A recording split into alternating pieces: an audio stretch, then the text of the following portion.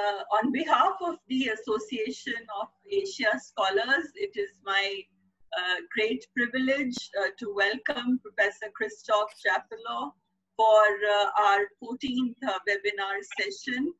We started the webinar series in early May, and ever since we have been continuing with our Wednesday webinars.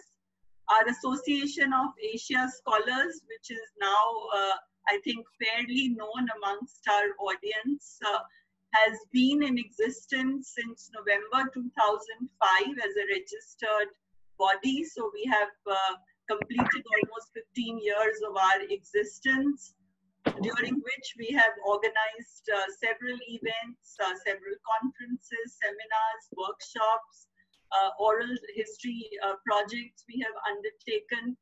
A result of those have been several publications from among our scholars who are from various parts of Asia, from South Asia, Southeast Asia, and East Asia, 300 in number and counting. We are launching our completely new, revamped, redesigned website on 15th of August. And we are planning a major international conference on Gandhi, peace, justice, and development on October 30th, 31st, for which we request your abstracts to come in soon. By the end of this week, we also have our journal, which has completed 10 years, Millennial Asia, published by Sage Publishers. 3 issues a year, and from next year we plan to make it quarterly given the rising number of submissions. And we are very pleased to welcome all of you today to our 14th webinar session in our series. And I would really like to welcome participants from various countries and continents. And I would now like to hand over to Professor Swaran Singh to introduce our speaker for today. Thank you. Thank you, Professor Marwah. It's a great delight for me to be able to bring a very celebrated professor on Indian politics and Indian society, simply because I had the privilege of knowing him for almost 2 decades. This is long back when I was attached to the French Cultural Center, and I remember our friend Frederick Graf was the biomedia when I got to know Professor Jaffrelot a bit closely. And of course, like several of you, I have followed his works ever since, and he is not just very visible, but very sort of voice coming from Europe, I think, and his expertise on Indian politics is greatly reckoned around the world. And it's coincident that the party which is ruling us today has been his one of the focus areas, which has made his writings extremely visible and interesting to people who follow issues of politics and society in India. Since our focus has been on largely international relations, I requested Professor Jaffrelot to speak to us on some aspect of international relations, and then he agreed then to speak on a very interesting topic, which I think is a very unique perspective to look at India in that sense. Let me also share for the benefit of our speaker. We have had, this is the 3rd in the series of kind of a continuum. We had the first lecture of these 3 last series. That was by Professor Kanti Bajpai. I was just mentioning to Professor Jaffrelot about his friend Kanti Bajpai, who spoke on cycles of cooperation and disaffection in India-Pakistan relations. This next lecture, which was last week by Sigrid Wolf, again, Jaffrelot knows him so well, expert on South Asia from Brussels, who expanded the debate to the larger region. Then we discussed about how this whole larger region of India, Pakistan, Afghanistan, what is the trajectories of future that this region is witnessing around the kind of peace efforts centered around Afghanistan. And, by the periphery, we did mention and discuss issue of how terrorism is evolving and how other issues are evolving. And I think we are really expanding the canvas today to the whole planet. And we are looking today, thanks to Professor Jaffrelot, on who or what are India's friends in the Muslim world. And that's a very, very interesting perspective, because depending on different categories that India needs to engage at the global level to seek a certain influence or engagement with the larger global narratives, imaginations of Muslim world bring forth all kinds of curious pictures on our mind. But we also need to understand very clearly that Muslim religion is a very well-defined religion compared to, let's say, some other religions. And that connects people of Islam and for Islam around the world much effectively. And world today has about, from the last count, nearly 24% of population of the world is known as Muslim population. So roughly around 1.8 trillion people on the planet. And what is the area most intensely populated with the Muslims is South Asia. Indeed, the second largest country after Indonesia, where Muslims live together, is our neighbor Pakistan. But maybe that if you count it today, India has crossed in terms of number of Muslims in India is possibly today larger. But depends on when we'll get the census statistics for both these countries. Maybe India has become sort of second largest Muslim country already, crossing population of Pakistan. Now, Pakistan, when it was united, of course, was clearly the largest Muslim country on the planet. So it's very interesting way of looking at how is India, as now known as third largest, but possibly second largest country with Muslim population, is engaging this 24% of the world. And then is that kind of building a certain advantage to pushing India's national interests, societal interests forward at the global platform as the world is getting increasingly connected and much of the things happen beyond our own boundaries. Another very significant and interesting thing to notice is this whole division that we have seen within Islamic world of Shias and Sunnis. Shia being led by Iran, which is a great friend of India, if you forget the last few weeks. And of course, much of the other larger countries, whether Indonesia or Pakistan or Saudi Arabia, are dominantly Sunni countries. So in that sense, you have to understand again certain disjunctions that will appear when India engages Muslim world. So you may have one kind of view coming from, let's say, Malaysia or Pakistan or Turkey, and another kind of view coming out of Middle East or West Asia. In fact, the current ruling regime has showcased unusual capacity as part of the foreign policy of multi-alignments of building engagements with across all countries in the Middle East who sometimes don't see eye to eye with each other, but are all engaged with India very, very strongly, whether it is UAE or it is Iran or it is Saudi Arabia. Very interesting recent developments we have noticed how Islamic world in the Middle East at least is engaging India very, very differently. So what that means for both for Muslims in India, for Indian society, for Indian national interests to be pursued, Indian economy to be engaged. We are seeing more and more investments coming from Saudi Arabia, and we are recently hearing certain disjunctions between Pakistan and Saudi Arabia in terms of economic engagements with each other.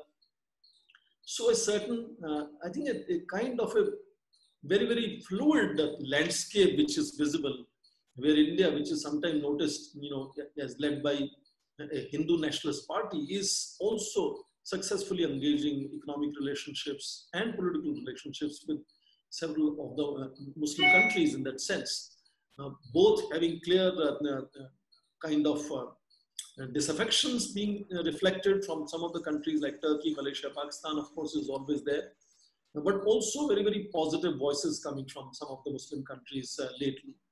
And I think we couldn't have had this closing of the 3-lecture series with having any better person to share with us the thoughts than Professor Christophe Jaffrelot, who's with us.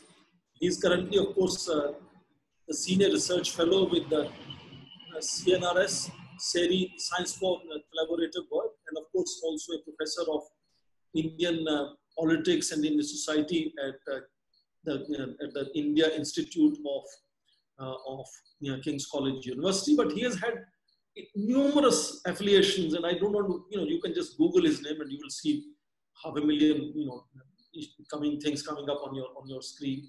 So enormous affiliations, both in India, in South Asia, beyond India.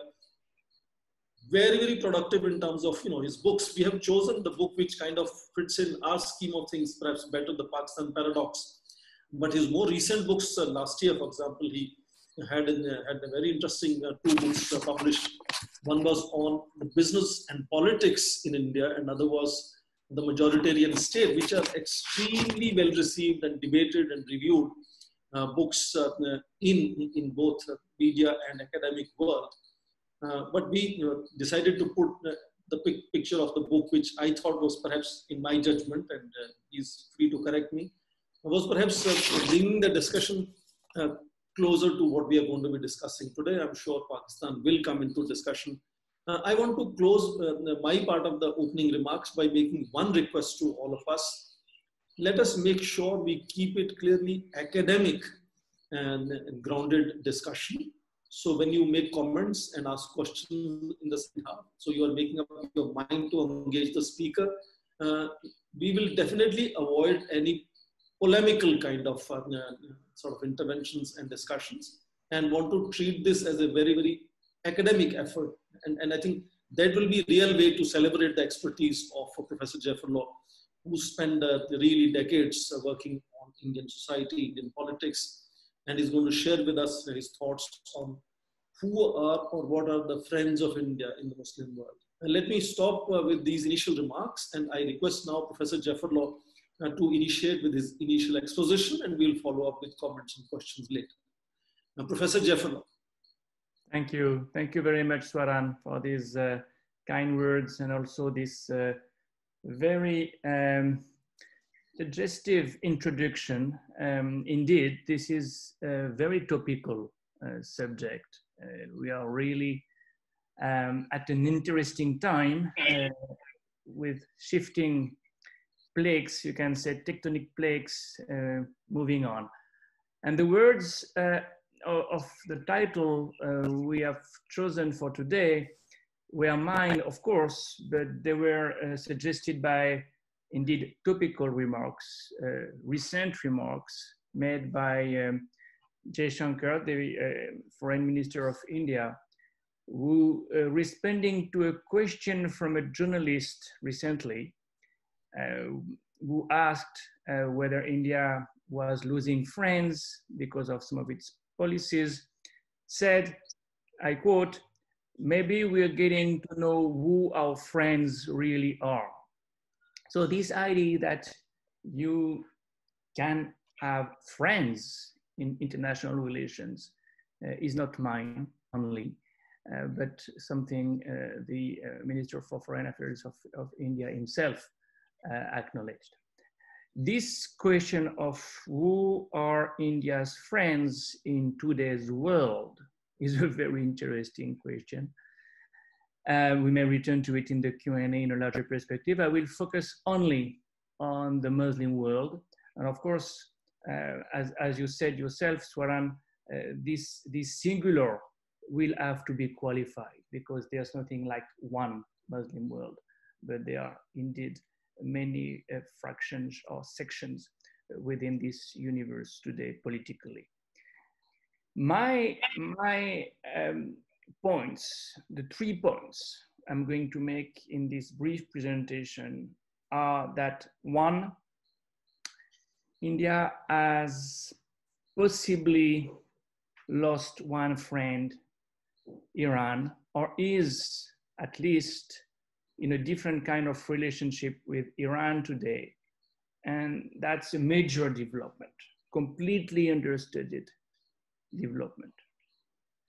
Two, there are other countries which were neutral or which were even friendly with India and which have somewhat made points showing that they had been somewhat alienated from India. And Turkey, Malaysia are cases in point. And last but not least, I will focus on the new friends, Saudi Arabia, the UAE, which are in a new position. And you mentioned Pakistan, of course, vis-a-vis India and vis-a-vis Pakistan. So I'll end with something much more speculative about the recent developments, the rapprochement between India and these two Arab countries. But let's begin with Iran. Iran has always been a major partner for India's regional policy. It is, as we say, an extended neighbor, sharing cultural affinities, historical, deep affinities. And of course, geostrategically, Iran had and still has a great advantage for India. It can help India to, quote unquote, encircle Pakistan and to get access to Central Asia. Now, for these reasons, there was a long-term rapprochement between India and Iran, but that has not resisted American pressures after Donald Trump decided to reimpose sanctions on Iran. Now, these sanctions, of course, affected the India-Iran relations primarily regarding oil imports. In May 2019, in exactly 1 year, a little bit more than 1 year, India had to stop importing oil from Iran to comply with the American sanctions. And it did not import oil from Venezuela either, for the same reasons, but from the US, from Saudi Arabia, from the UAE, and from Iraq. We will return to that, but the dependence of India vis-a-vis these countries has increased because of the decrease of imports from Iran and even the end of them. That is something the Iranians have resented a lot. You know, India could have said no to the US, according to them. But India cannot say no to the US today. And in fact, that's a larger question to which we may return in the Q&A. We have a new situation for that reason.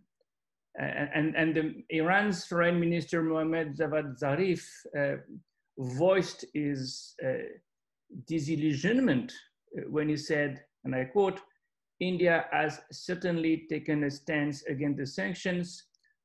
That's encouraging, but we expect our friends to be more resilient vis-a-vis US pressures." And again, the word friends has come in the conversation. Well, oil imports is one thing, Chabahar is another thing. Chabahar was the deep sea port in which India had invested so much for such a long time.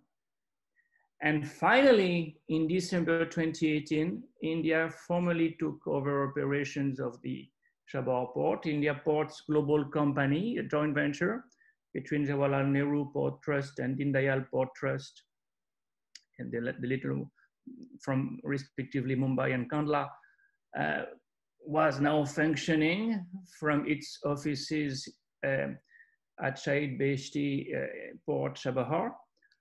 But that was a short-lived achievement. A short-lived but important achievement, you know, because for Delhi at that time, clearly Chabahar was important vis-a-vis Afghanistan. And India had already used Chabahar in 2017 to ship something like 1.1 million tons of wheat to Afghanistan through Chabahar. And in December 2018, when Chabahar became quote unquote Indian to some extent, senior bureaucrats of the three countries, India, Iran, and Afghanistan, held a meeting for the implementation of what they called the trilateral Chabahar agreement that had been signed in 2016. So they agreed on the routes for trade and transit corridors between the three countries. And they finalized the protocol to, as I said, harmonize transit roads, customs, and consular matters. So that was the peak, December 2018. After that, there was a real decline in the sense that, well, India had to come to the conclusion that the American sanctions would seal the fate of Chabahar, in that sense that nobody would use this as massively, as intensively as India had anticipated. So there was no point to further develop it when shippers and cargo handlers were kept away by US sanctions. And you see this in the budget that was passed, that was voted for the current fiscal year. For years, India allocated something like 150 crore rupees to Chabahar. This year, the allocation is down to 45 crore rupees. So Chabahar is not eating the headlines anymore. It's not at the top of the agenda anymore. And it is a reflection of the end of this honeymoon, if you want. At least Iran and India do not have the same kind of relationship as they used to have. What may Iran do? Well, Iran may turn to China. And that's already something you can see. You can see it because Beijing is investing massively in Iran. It has already committed itself to over $400 billion in Iran's energy-related manufacturing sector for the next 25 years. And China continues to buy an average of 160,000 barrels per day to Iran, which is something, of course, India doesn't do. So we have a loss that is sometimes somewhat in the making. Iran may be lost to China.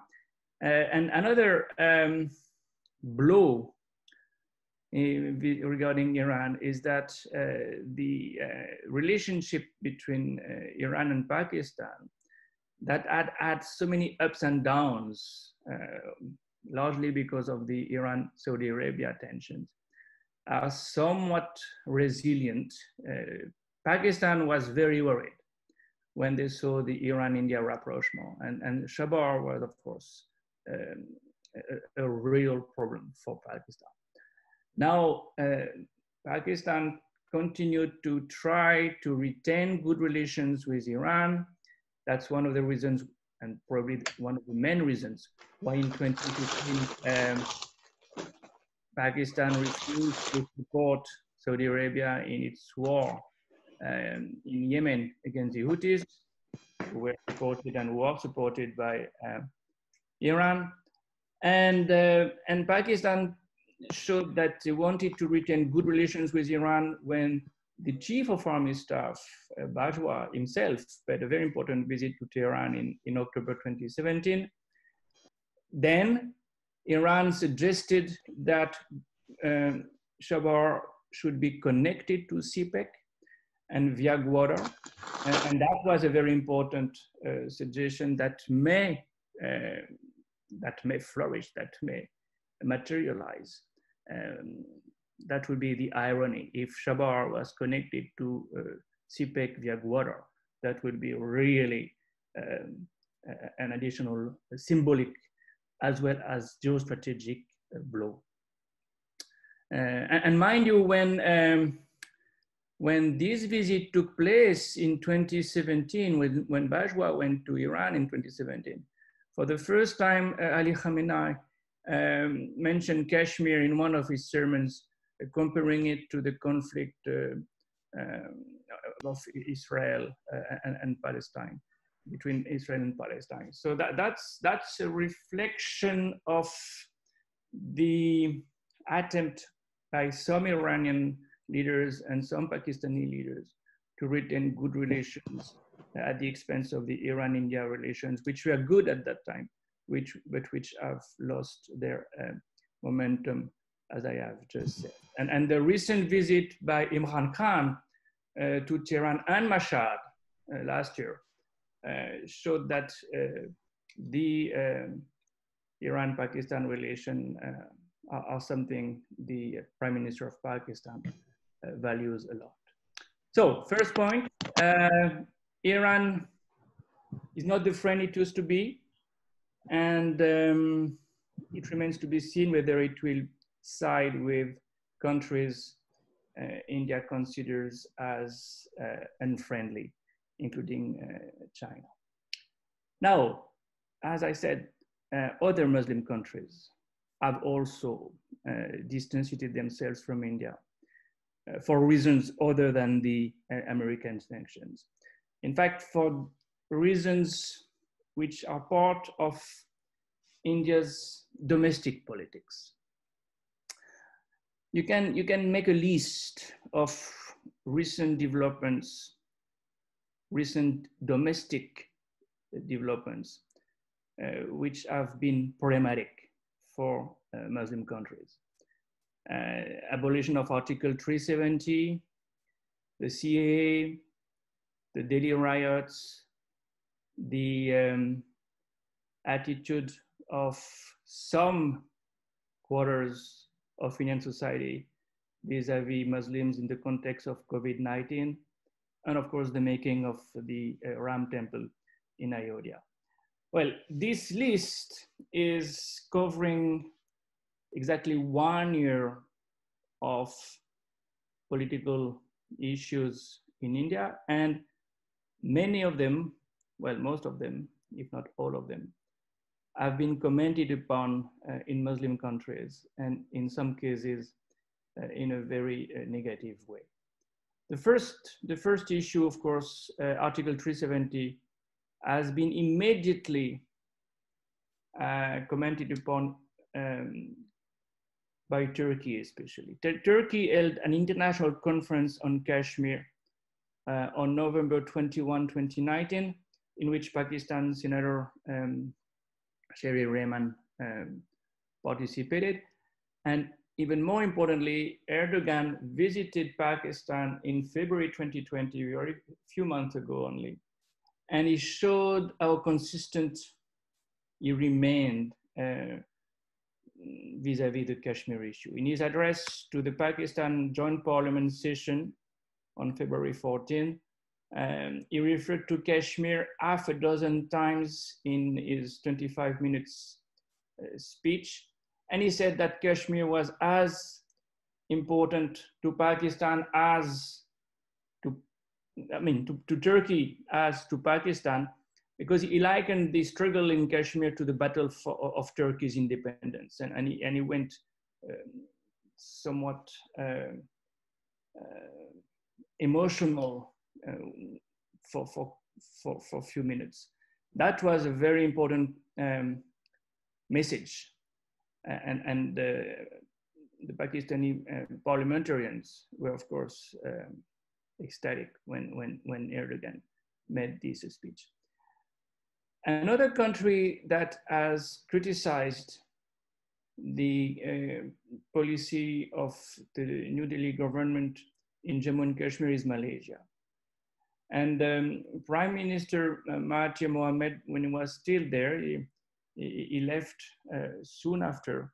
But in September 2019, he said that India, I quote, had invaded and occupied Kashmir, which was a very strong wording. But he did not pay attention only to Jammu and Kashmir in his speech. He also referred to the CAA, and he accused New Delhi of depriving, I quote, depriving some Muslims of their citizenship. Well, CAA and Kashmir, by the way, were also part of the critiques of Iran at that time.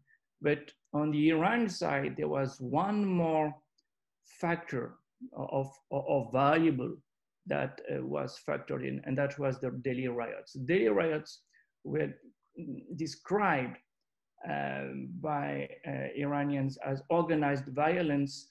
And again, Ayatollah Khamenei, who is really Iran's supreme leader, in a tweet criticized the New Delhi government by saying, and I quote, "We expect the Indian government to adopt a just policy towards the noble people of Kashmir and prevent the oppression and bullying of Muslims in the region."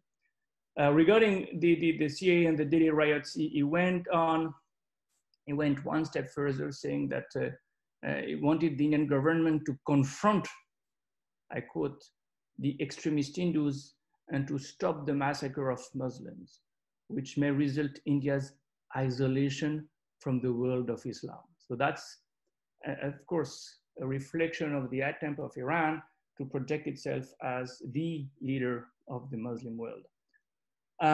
Well, the risk of being isolated from the world of Islam somewhat materialized when the Indonesian foreign ministry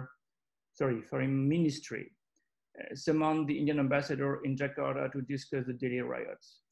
And of course, that was a source of concern because Indonesia matters a lot to India because of its attempts to promote an Indo-Pacific partnership in order to contain China in the Indian Ocean and beyond. Last but not least, of course, Muslim neighbors, countries which are neighbors of India and Muslim dominated, reacted to the different issues I've just mentioned above, including the CAA. And of course, Bangladesh there is a case in point. A case in point because the CAA may be seen in Bangladesh as targeted migrants coming from this country only. And therefore, in December 2019, as you remember, the Bangladeshi Foreign Minister and Home Minister canceled their visit to India because of the situation arising out of the passage of the CAA in Parliament.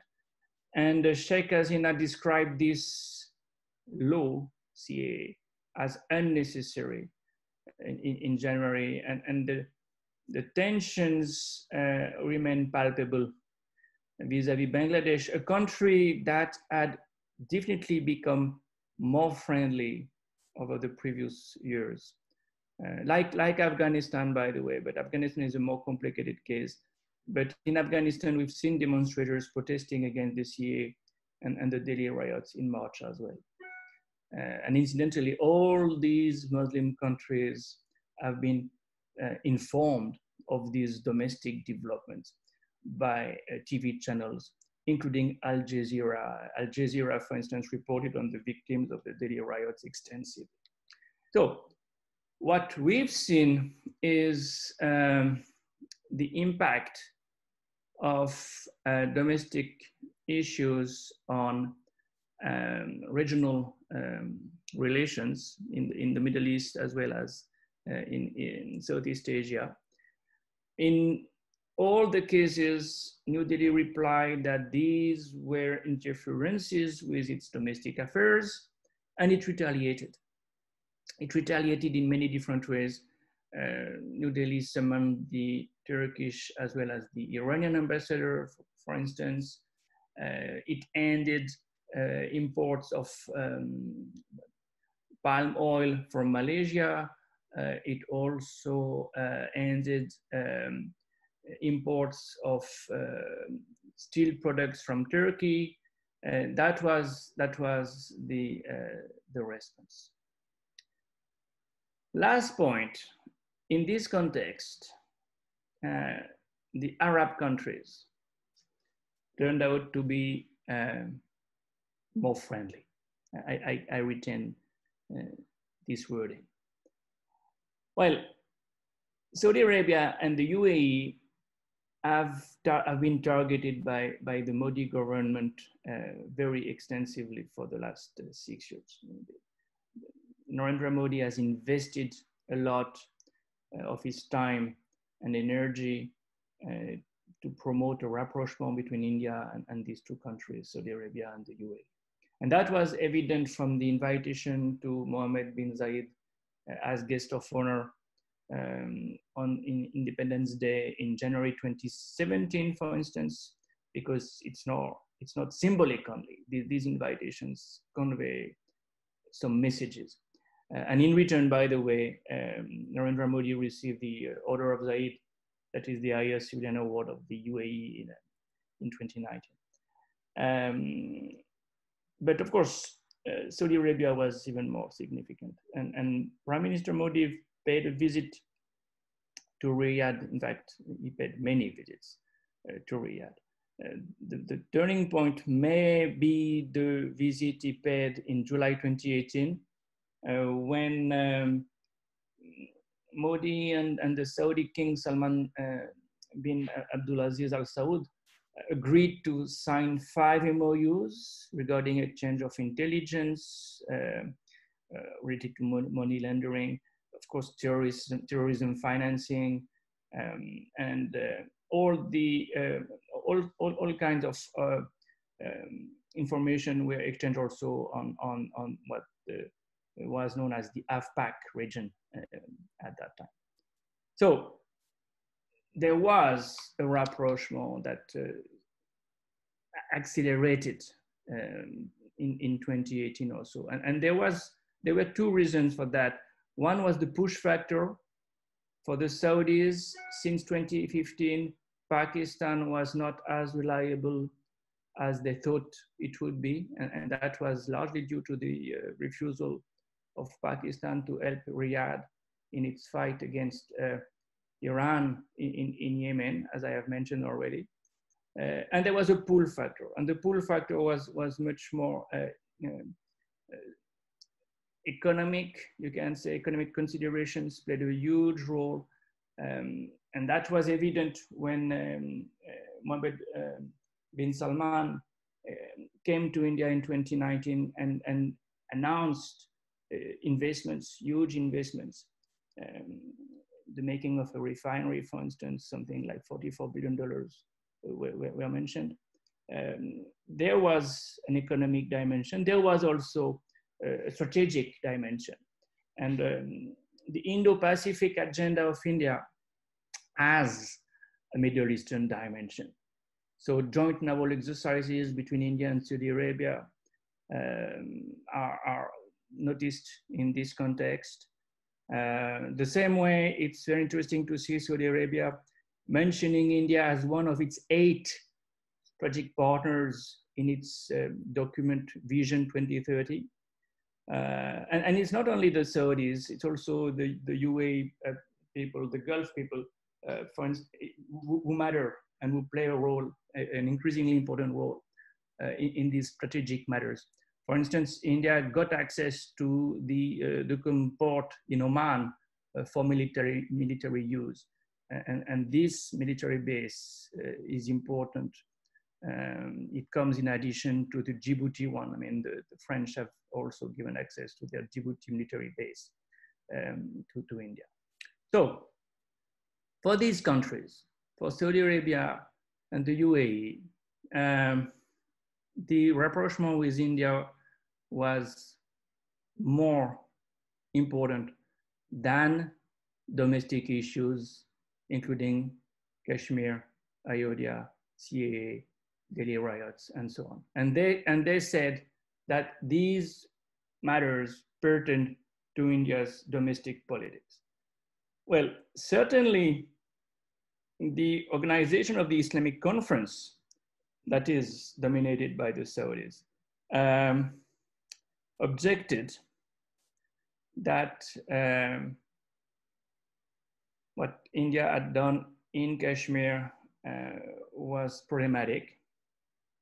And the General Secretary of the OIC visited Pakistan in March 2020 to reiterate that. But for months, at least since February, the OIC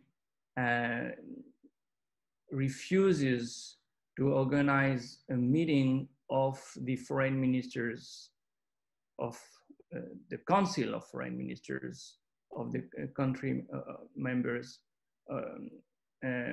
on Kashmir. And that is something that is upsetting Pakistan. And that is something you can attribute to the Saudis who do not want to alienate India, who do not want to irritate India.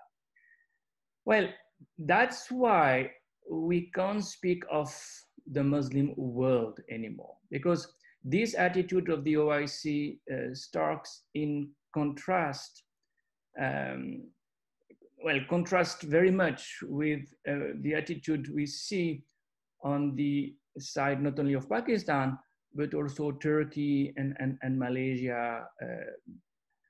These two countries which try to build an alternative coalition of Muslim countries, something that they would call the Global Islamic Forum, organized a meeting in Kuala Lumpur in December 2019, precisely for showing that there are others, there are other Muslim countries which do not find the OIC as representative enough.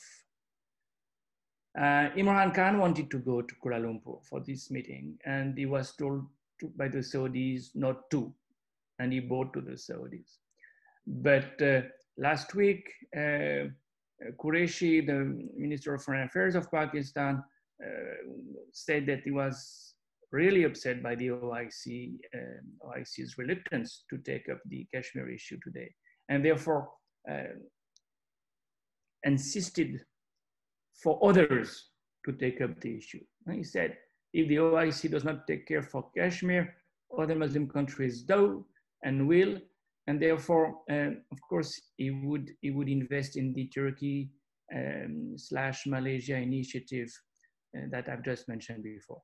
So that may bring Pakistan back to the 60s when Islamabad was close to non-Arab Muslim countries, including Turkey and Iran, with which Pakistan finally formed the Economic Cooperation Organization. So eventually we may see two coalitions of Muslim countries crystallizing. On the one hand, you can see the Arab-supported OIC, and on the other hand, you would see Turkey, Malaysia, Iran, and Qatar, countries which were at the Kuala Lumpur meeting, proposing an alternative.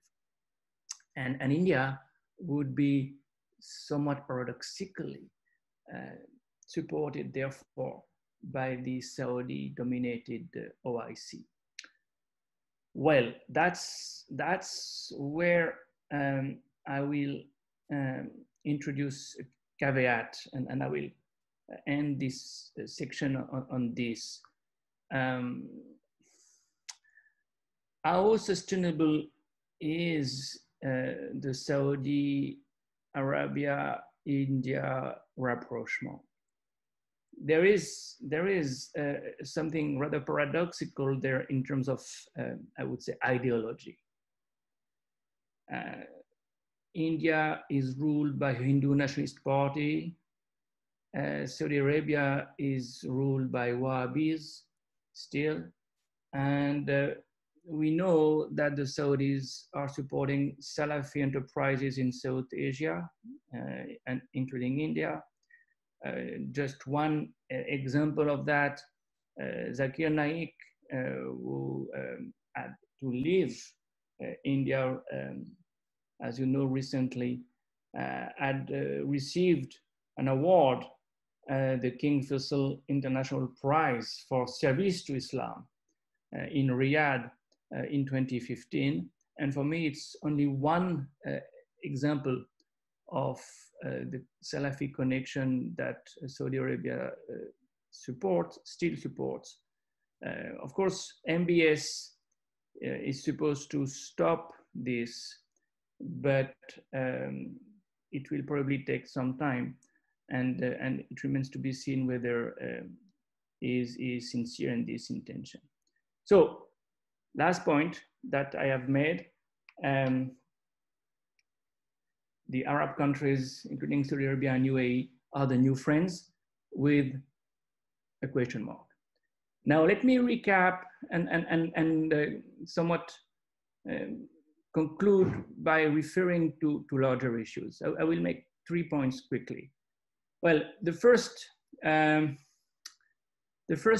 point I made, tensions between New Delhi and Tehran, for me, has to be seen as the acid test for India's doctrine of strategic autonomy or multi-alignment. India could not resist American pressures to retain an old friend. How autonomous is India's diplomacy? What does strategic autonomy mean when that is not compatible with some alignment on a great power, the great power India is now following more closely? You could generalize this question, and you can say the same vis-a-vis the relationship between India and Russia. Can India retain Russian friendship and become so closely aligned on the US? What happened yesterday, the meeting between Russia, China, and Pakistan suggests that it's not only Iran that India has lost, it's also Russia.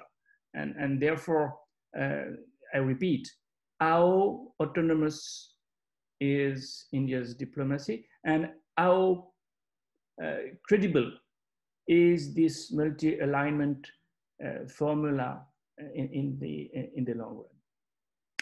Second conclusion, what I've said in the second point regarding the impact of domestic issues on regional affairs suggests that you can't divorce the domestic scene from regional politics. They are completely imbricated. And I think that is something the Indian government had not anticipated. You know, the damage caused by the Hindu-Muslim tensions in India on Muslim countries, I mean, on the image of India in Muslim countries, I think was not sufficiently anticipated. And that's one of the reasons why you saw Indian embassies in the Gulf indulging in damage control, asking people not to tweet anymore against Muslims or Islam.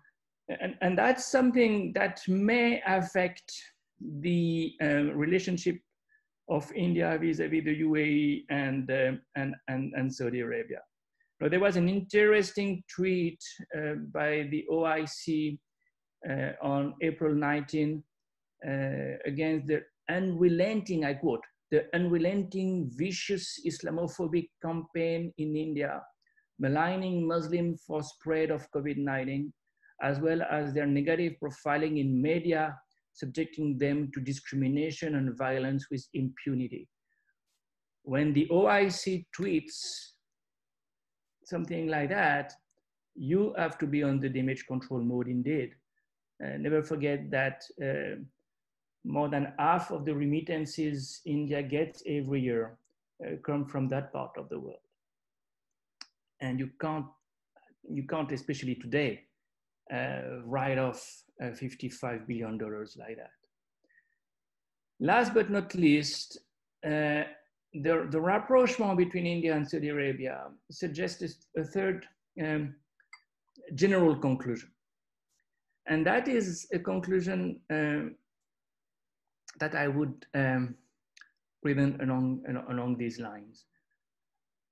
Realpolitik continues to prevail at the expense of, you can say, ideological affinities. Diplomacy is clearly non-ideological, and strategy is clearly non-ideological in nature. Well, that's very banal. That's something all those who believe in realpolitik would say routinely. Except that I'm prepared to bet that there is a limit to this. And you can't be in bed with countries whose ideologies are poles apart. You can see this in the case of the US-Pakistan relations. US and Pakistan were in a transactional relationship for decades. They did not share anything. They did not share democracy, democratic ethos. They did not share their view of Islam and religion at large. But for decades, that was not a problem because they had a common enemy. The common enemy may be USSR or the Islamists, Al-Qaeda, and so on. Well, up to a point, the US thought that Al-Qaeda was also the enemy of Pakistan till May 2011 when they discovered bin Laden in Abbottabad. So this idea that you can have deep, sustainable relationship with countries which do not share your worldview, I think is limited. And it's limited even more today because the Hindu majoritarianism that has gained momentum in Indian politics will be reflected in its external affairs. And in that sense, the clash of civilizations, to use a very old phrase, will become the order of the day domestically as well as internationally. So the new friends that India has made, and I'll close with this, the Saudis in particular may not be so friendly forever. And that leaves the scene even more complicated because it suggests that the kind of isolation India is facing vis-a-vis the Muslim world, maybe even more than what I have described in my presentation. Sorry, I've been too long, but I stop here now. It's such a pleasure to listen. Incisive, but also very balanced exposition where Professor Jaffrelot shared with us the changing trends, both in terms of India's growing proximity, but also some eruption of new disjunctions that are appearing in India's equations with some other major Muslim countries. So it's, I think, a very balanced presentation, which goes to the extent of even alluding to the possibility of OIC being on one side and potentially Turkey, Malaysia, Pakistan emerging as another axis, if that is the correct word to describe it. I think that is the spirit which we will maintain now. Purely academic kind of analysis and questions and commentaries without getting into any polemics. A second request I have, as we now open for discussion, is to also take it, still beyond what is already discussed. And we want to have a discussion and views of Professor Jaffrelot on the real Muslim or Muslim world together. For example, we have not touched, let's say, Africa. Nigeria, the most important, largest Muslim country on African continent, is India's largest trading partner from Africa, and India is their largest trading partner for around the world. So we could go to Central Asia, for example, which also very, very significant Muslim societies live there. Second, we could also look at India's relationship with the Muslim world, which are not limited to Muslim or Islamic issues, but beyond that. And Indonesia would be a great example of the largest Muslim country, has a very strong economic relationship with India. The target they have set recently is to reach about $25 billion of annual trade, $20 billion of Indian investments into Indonesia, but more than that, the cultural, civilizational linkages of Chola dynasty onwards. So we will expand it both in terms of space and genres of relationships that have existed so far. So let's keep it very academic and engage our very, very well-known Professor Jaffrelot on issues which are purely academic. And with that, I will now open up, and I request every time that it is easier for us to first allow interventions from people who are on my screen and who have made requests by raising e-hands, or you could just raise your hand. I have noticed Janak Pandya, please, I have noted now your name.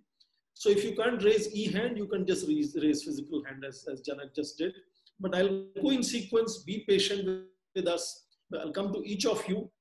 And just before I say the first name, I request each person to first introduce yourself. Remember, please introduce yourself so that Professor Jaffrelot really knows from where the question is coming, and then raise your question. Let's go to the next person I have on my list is our most recent PhD, Dr. Ghazala. Is Dr. Ghazala Faridi with us?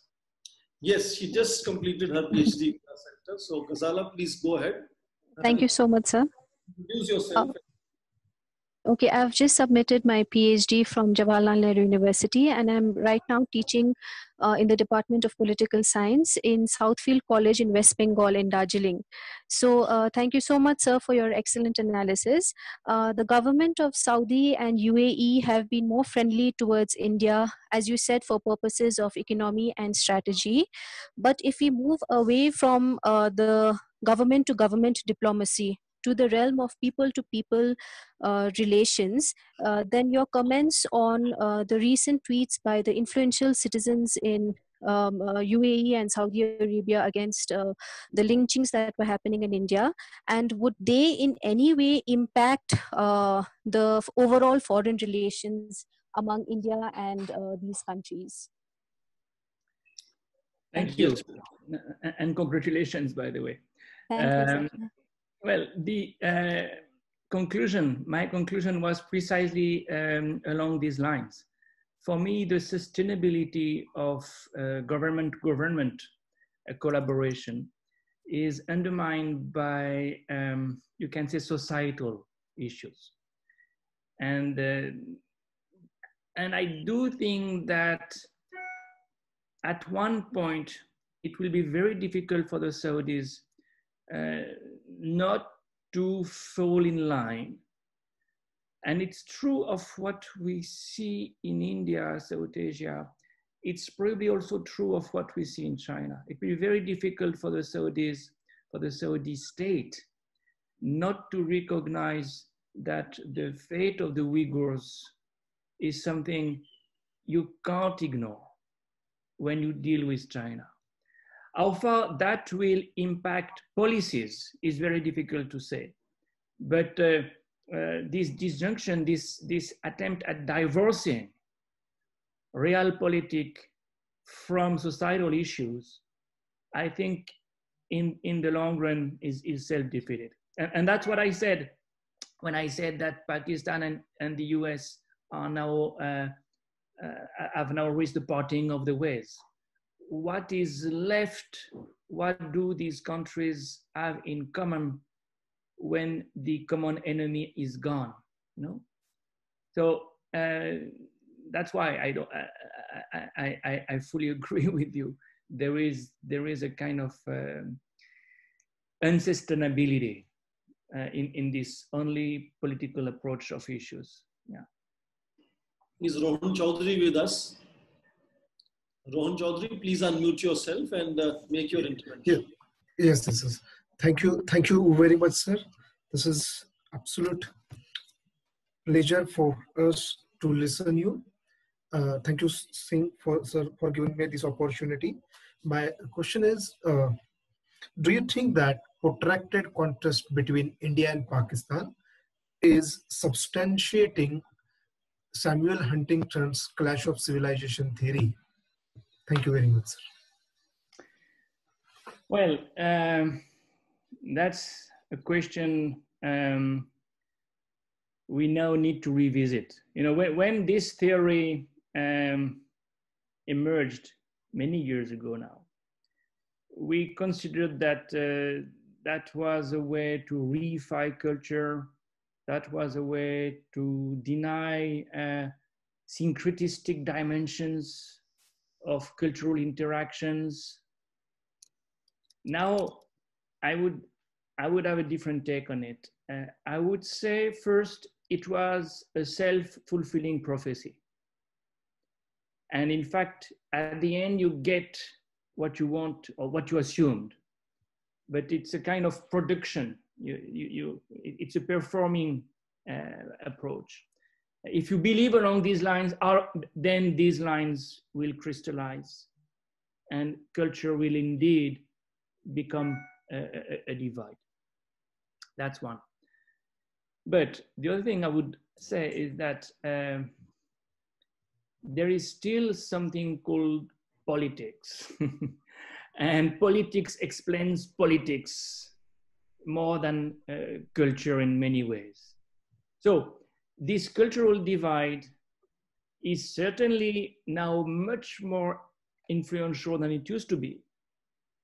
And the cultural approach of things is much more important than it used to be. But it's not the main factor for explaining political developments. Why should Narendra Modi go to Riyadh if civilizations could not work together? Well, he could because he had a political objective. And he saw that there was an opportunity because the Saudis were upset with the Pakistanis because of the Yemen war. So that's, you know, the Arthashastra revisited. The Arthashastra tells you politics is above culture, sentiments, convictions, belief, whatever. So you see the 2 points. Yes, on the one hand, it has become much more effective because it's a self-fulfilling prophecy, but on the other hand, it's not culture that decides only. Politics explains international relations and other political dimensions to a large extent. Thank you. I keep saying, please switch on your video in case you wish to make an intervention so that I know you are with us. Divesh Kumar, please unmute yourself, introduce yourself and make your intervention. Divesh Kumar, please go ahead. Thanks for the lecture, sir. Am I audible? Yes. Sir, I'm Divesh, MA student from Delhi University. My question is, why have Muslim nations stayed silent over Chinese conduct in Xinjiang?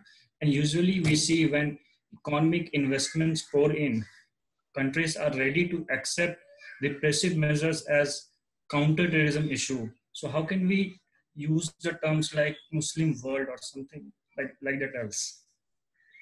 Yeah, that's a good illustration of the points I've just made. For Saudis, even for Pakistanis, in spite of the fact that they are Pakistani men married to Uyghur women. For these states of Saudi Arabia and Pakistan, the kind of economic interest, strategic interest they have in continuing with good relations with China prevail above the defense of the Uyghurs as a people. So that's a reconfirmation of the real politic dimension of international affairs. But I repeat, I don't think it is sustainable. There is a limit to that. It is bound to boomerang. It is bound to bounce back. Of course, authoritarian countries can orchestrate cover-ups more easily. But information finally today percolates, and we come to know, and the images are devastating, and the testimonies are devastating. So I would see this as a good illustration of the point I've just made, saying that beyond real politics, at one point of time, societal issues make some difference. Thank you. Janet Pandya, please unmute yourself and introduce yourself before asking questions. Hello, am I audible, sir? Yes, go ahead. Yes. Namaste, Mr. Jaffrelot. Recently, I am Janak Pandya, a student of MA in Political Science at Delhi University. Recently, there was an article in The Guardian about the Saudi purification drive of Islam in Southeast Asia that quoted Barack Obama saying that now you find one of the most unforgiving interpretations of Islam in Indonesia. So how will the rivalry between Saudi Arabia and Turkey dry up the traditional springs of tolerance in Southeast Asia, and how will that impact its relationship with India? Yeah, no, that's an important point. I'm not at all a specialist of Indonesia, but it's an important point because when I say some Muslim countries have been alienated by some of the developments we see in Indian domestic politics, I mean that in today's context, it's now more and more problematic because Islam plays a more important role in the politics of countries like Indonesia.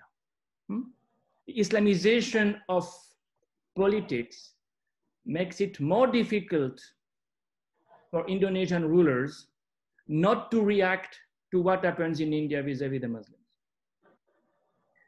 Now, your question is more on competition between, you can say, power centers in the Muslim world. And yeah, there is a competition. The competition is on. Turkey versus Saudis, for instance, that's clear. Or of course, Iran versus Saudi Arabia.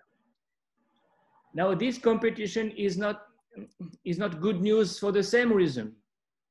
Because if you're in this kind of competition for being the leader of the Muslim world, you will be even less lenient vis-a-vis the way minority like the Indian Muslims are dealt with by the government. You have to show that you take care of Muslims in the world. And that's why the Kashmir issue has become so useful to Erdogan. Look, I take care of Kashmiris. Saudis don't. So there is a competition, and this competition is making things more complicated for the Delhi government vis-a-vis Muslim countries, I think.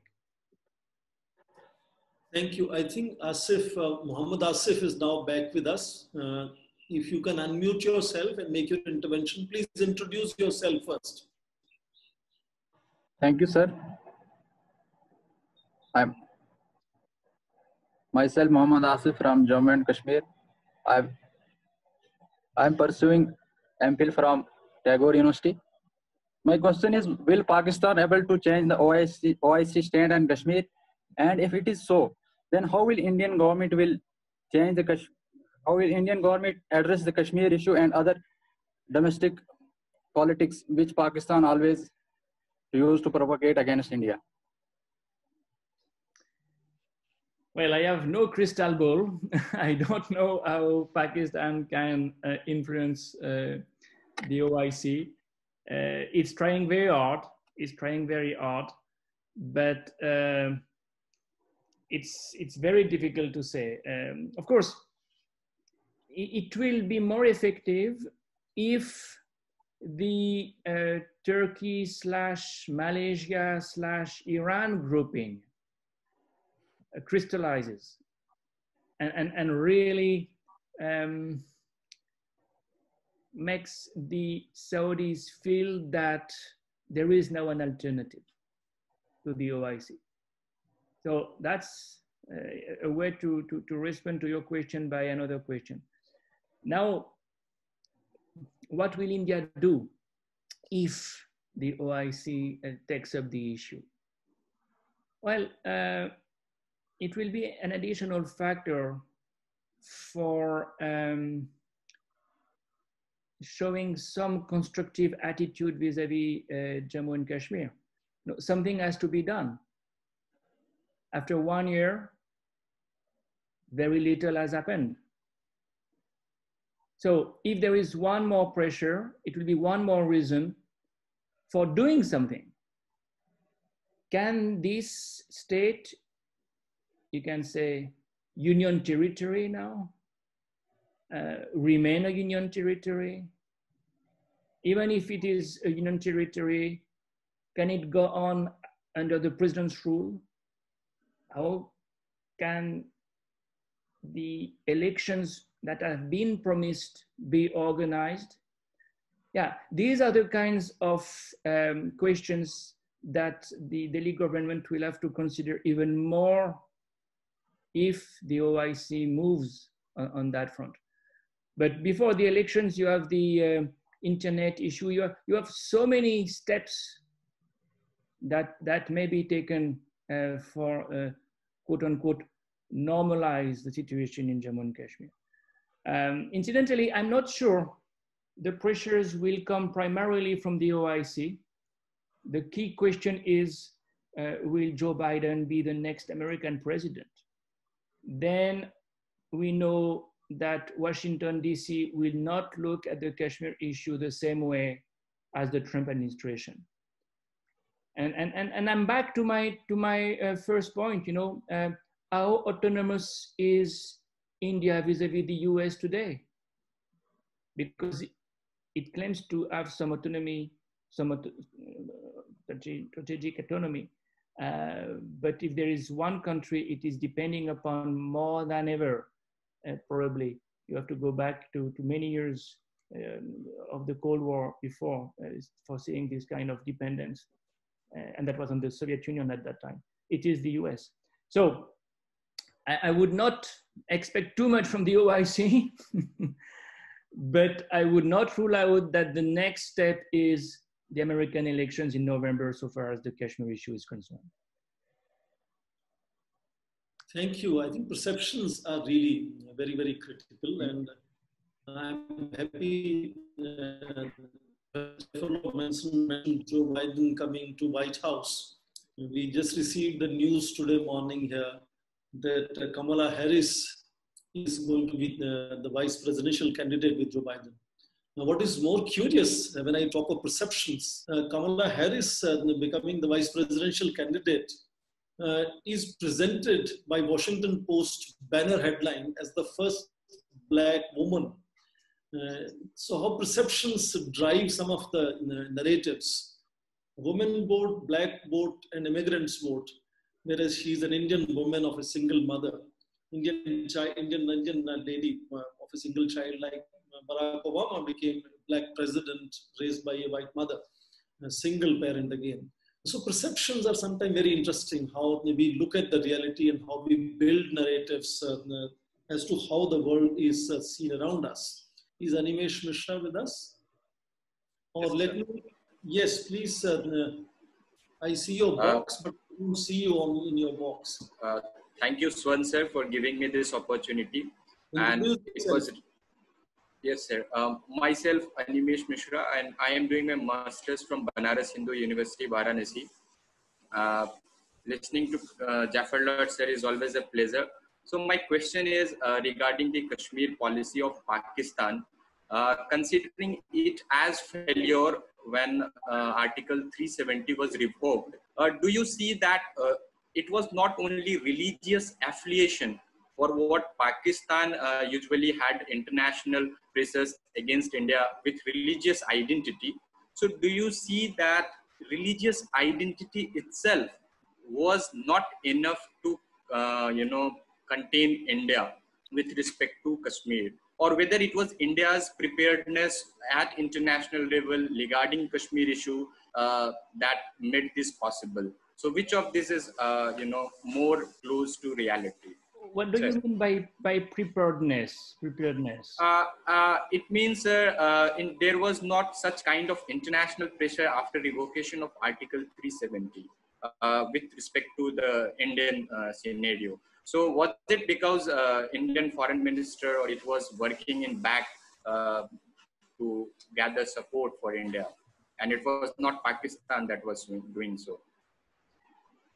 Well, maybe these are behind the curtain negotiations, so I have no idea of how active the MEA was. It probably was.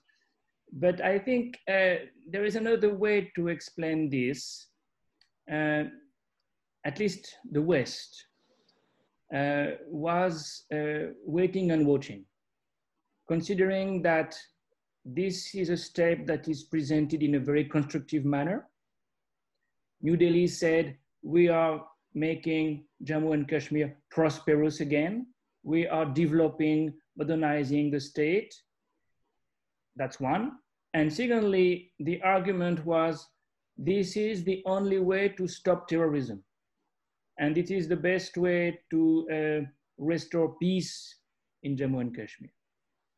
So I think many Western countries bought that and said, let's see whether indeed there are investments for developing Jammu and Kashmir, whether there is indeed more peace.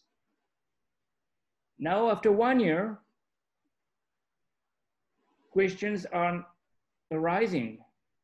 The American Congress especially, the European Parliament especially, are wondering, was it really for development? Is really peace on its way back?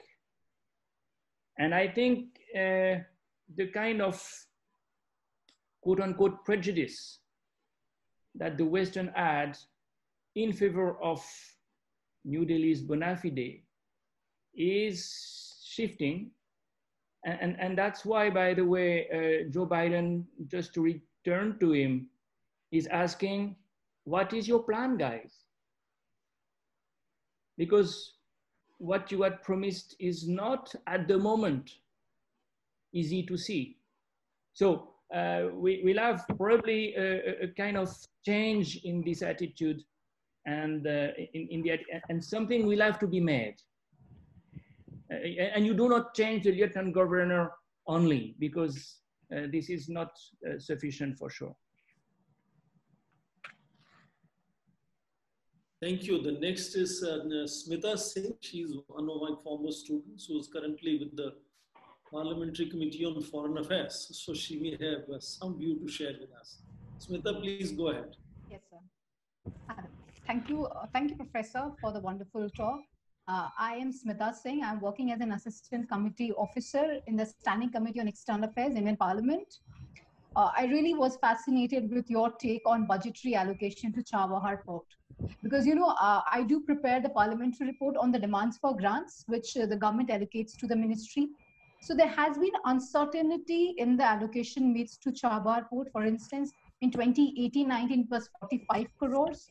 In 1920, it was 150 crores. And in 2020-21, it is 100 crores. So what is puzzling to me is when, when India is countering the Belt and Road Initiative, and it should have focused more on connectivity projects and delivering, the projects on time. We've seen a lot of uncertainty and ad hocism in the way allocations are made, which actually gives a wrong signaling to the concerned bilateral country. Do you think this uncertainty in terms of our stand either at the international forum and the budgetary allocation does impact our relationship with Iran and other regional countries in Afghanistan, Nepal? Because there's a lot of arbitrariness in budgetary allocation. Thank you. Yeah, thank you. That's a very good question, and it's not a technical question. It's a political question indeed. So I would say two things.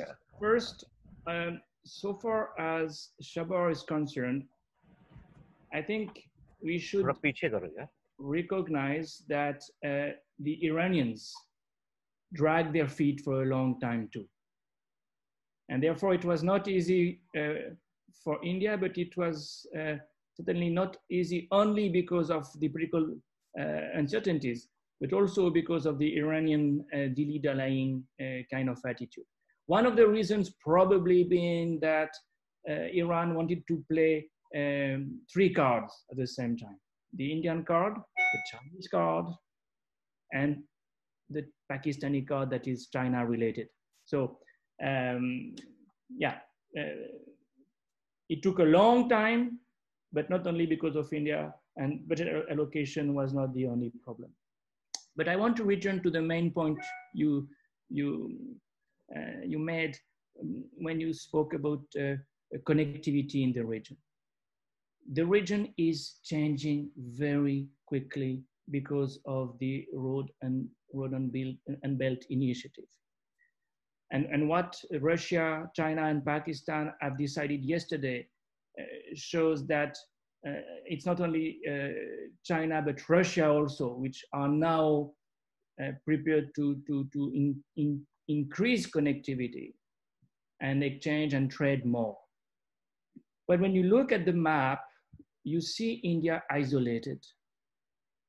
You can even say encircled, with China reaching out, not only the usual suspects, Pakistan, Myanmar, but also Nepal, but also Sri Lanka, but also Bangladesh.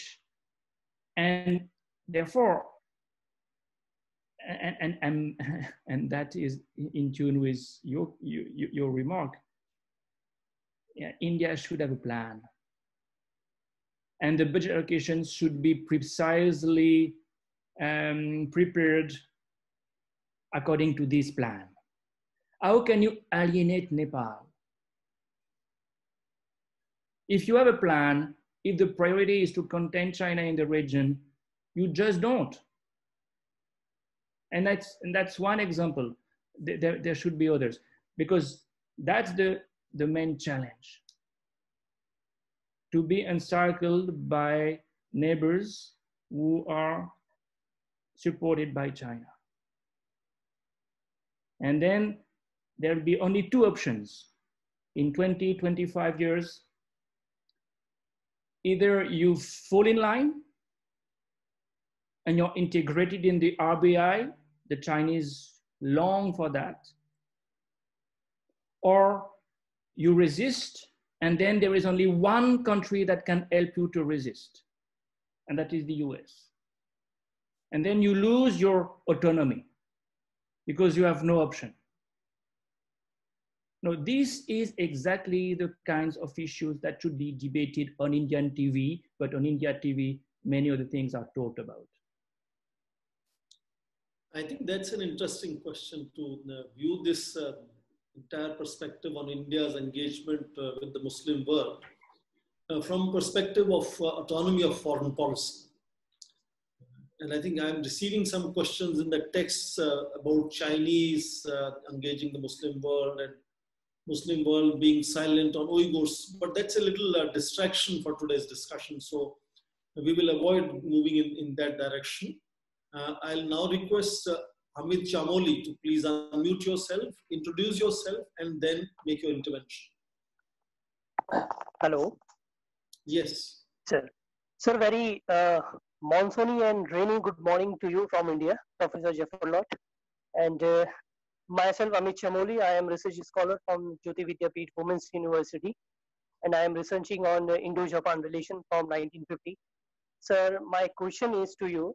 What do you think about the new era relationship between Quad, like India, America, Australia, Japan, and how this future concrete relationship will affect on Pakistan and other Islamic country in future regarding economical and security?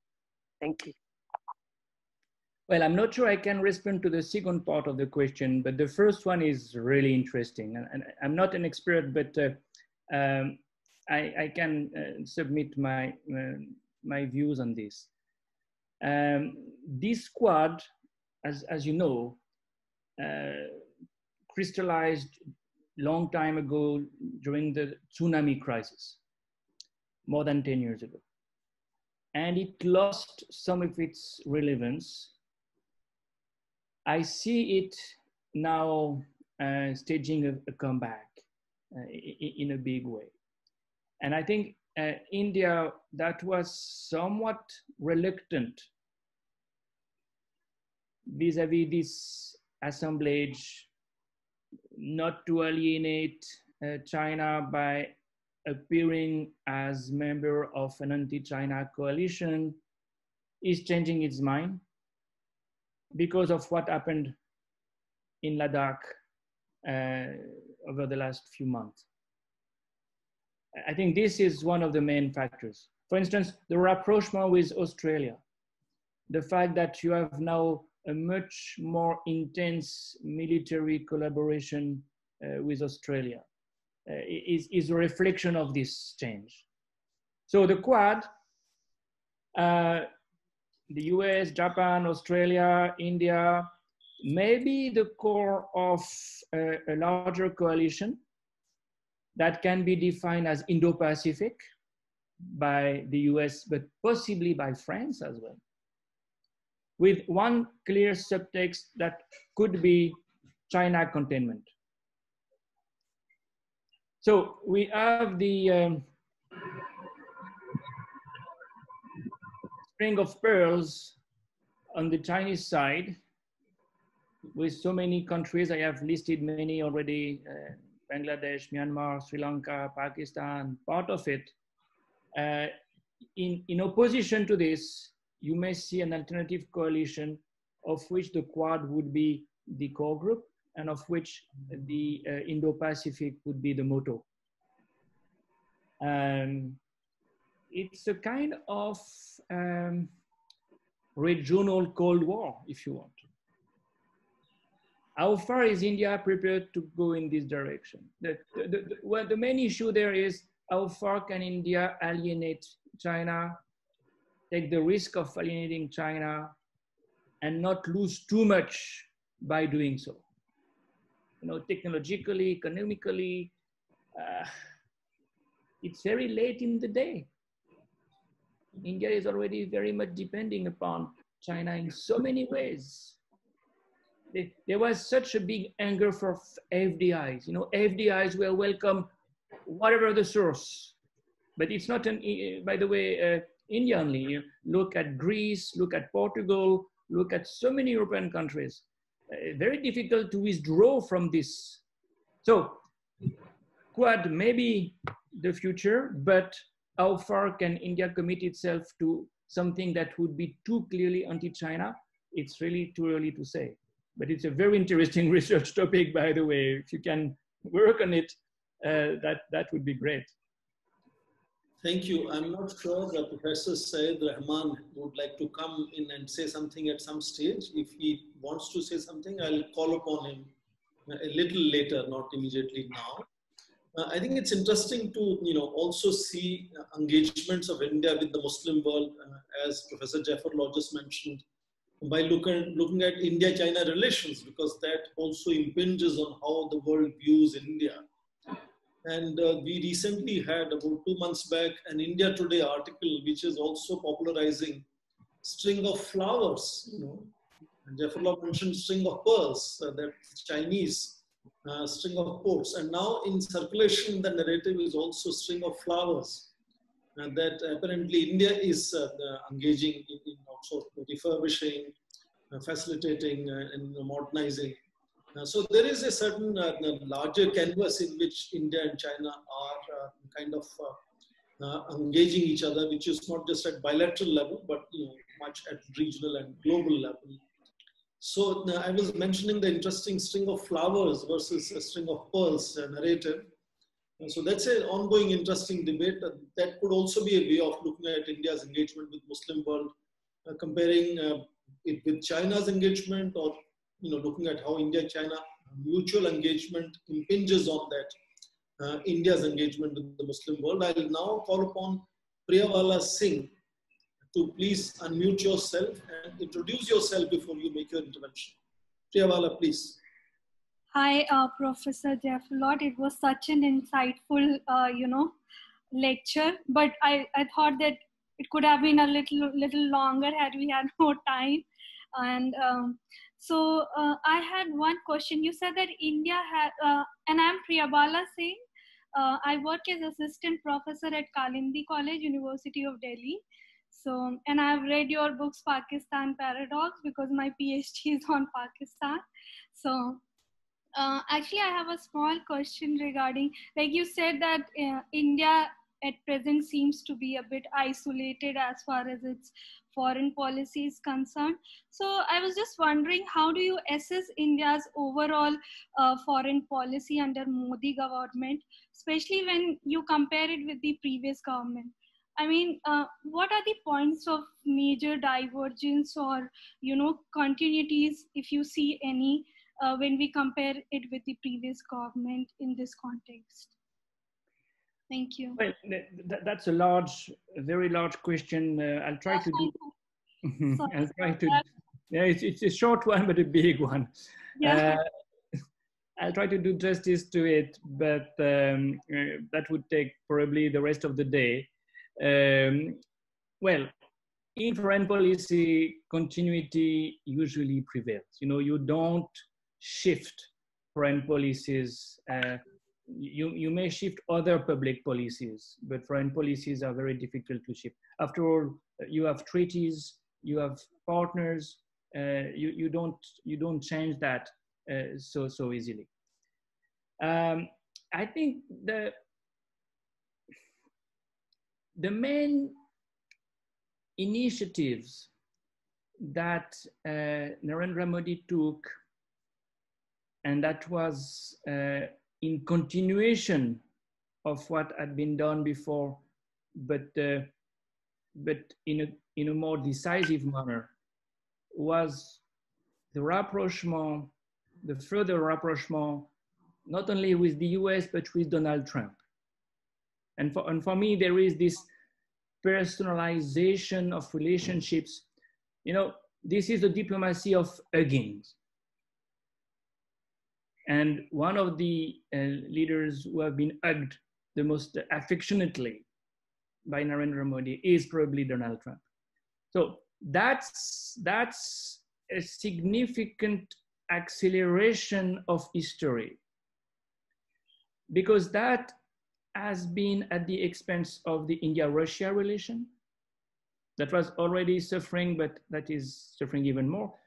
And even more importantly, at the expense of the India-China relations.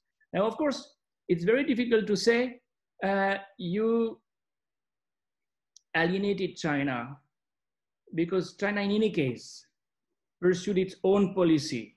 You can't consider that India is responsible for the aggressive attitude of China vis-a-vis India. No. But the point is that in spite of the risk of Chinese retaliations, the very nationalistic attitude that India was pursuing continued. So you understand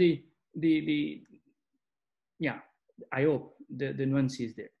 Secondly, nationalism has been the main subtext of this foreign policy. And when I say nationalism, I mean ethnic nationalism. And this is why the diaspora became a player even more important than before. And that is taking us back to the India-US relations. Something new, something Narendra Modi did and nobody did before is Houston, Texas, Wembley Stadium, name one visit, the diaspora is always there. Even more in the West than in, that's a reflection of the nationalist attitude that is ethnic. You may not live in India, you're Indian if you have the right culture. And that's something, for instance, Jawaharlal Nehru would have never said. Nehru said, you are citizens of the country where you live. Territorial nationalism has been replaced by ethnic nationalism. Thank you. Yeah, I will stop there because I was just about to say that the third change was what I have said. The rapprochement with Saudi Arabia and the UAE, it was there. But, well, just last footnote, Israel. Israel has certainly become much closer than it was before. But never forget that the initiative of recognizing Israel was made in 1992 by Congress-rule governments. So it's not as if it's completely new. The intensity of the relationship is new. And mind you, what is also new is the fact that India is now voting against Palestine or Palestinians in some UN fora. That's new. Let me quickly request Professor Syed Rahman to make his intervention. This is Dr. Syed Ashrafur Rahman from Bangladesh. I am a professor of Department of Political Studies, Shahjalal University of Science and Technology, Sylhet, Bangladesh. Thank you very much for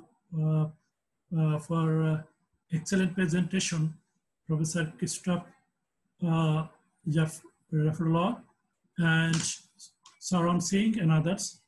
And I have an observation of your paper that you get out the real scenario of Indian foreign policy. I think India is a democratic country and secular state, largest democratic country. And India's foreign policy philosophy also work with this philosophy, the democratic attitude and behavior. So, yeah, and you mentioned that Saudi Arabia and other countries, that we should develop our foreign policy like United States.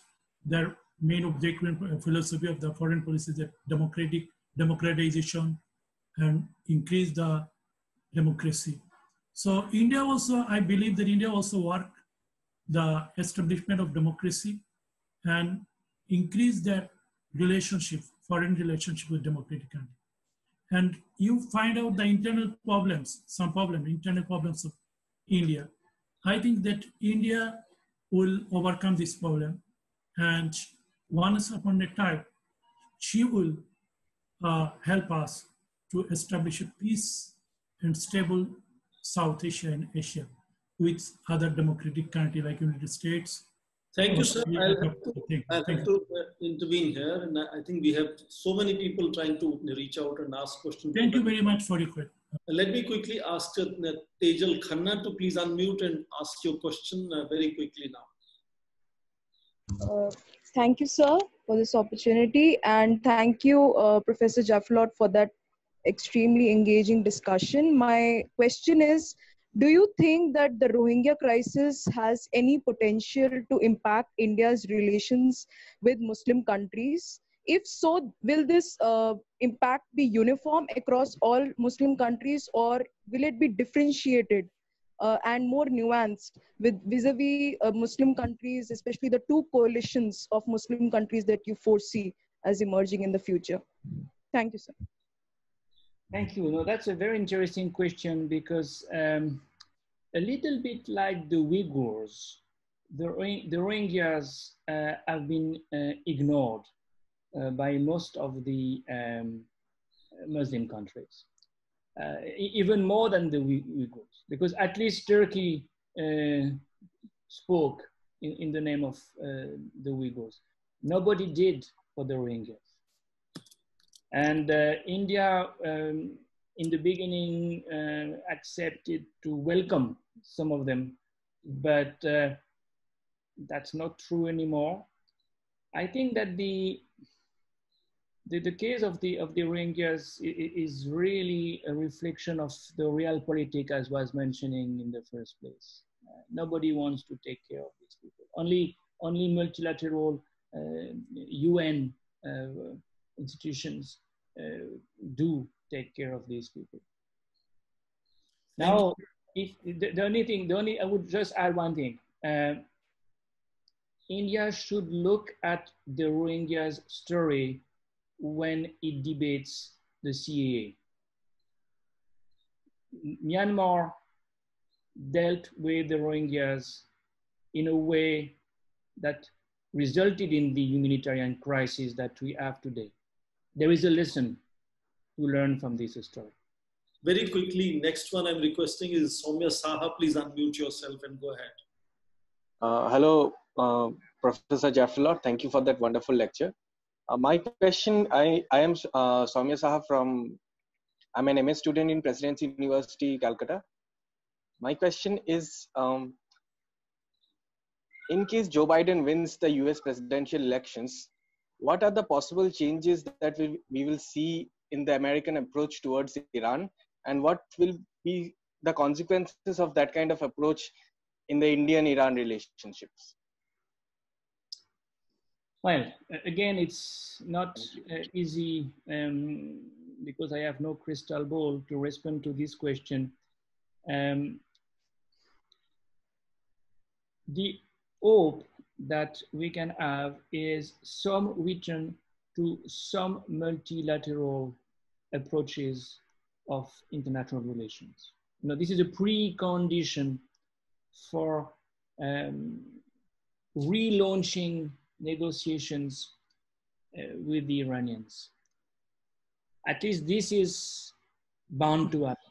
If the Washington administration is not in the hands of Donald Trump anymore, they'll return to the UN system with better intentions, clearly.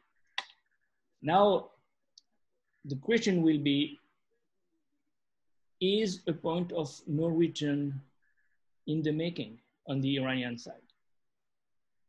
And that's a real question. But the more we wait, the more there'll be, first of all, playing balls with China and Russia. And secondly, developing their capabilities in such a way that if in the end they get the bomb, why should they negotiate again? There would be a kind of situation like Pakistan. Once you get it, you don't give it up. So these are the two caveats, but my first point was, of course, the most hopeful one. Thank you. Sadia Rahman, you think you can ask the question? I think you're sitting in library. So then let me move next to now Nilanjan Banerjee. Please unmute yourself and ask your question. I am Nilanjan Banerjee, pursuing my PhD from the University of Hyderabad. My question, I was just wondering that, sir, what do you think why India in this couple of years have moved so close, aligned much to with the US, even at the cost of losing trusted long-term allies like Russia? What may be the rationale behind such a foreign policy? And what can be the impact of this in future? Well, it's a very good question because there is no easy answer to that one. You can consider that lobbies, interest groups played a big role, and I think the diaspora, businessmen were partly responsible for this rapprochement that was already in the making. Then you have another factor that is fear of the other, fear of China, And you know, the US usually need an enemy and make friends with those who share the same enemy. That's why they were friends with Pakistan for so many decades against USSR and the Soviets. So these are two, I think, major factors.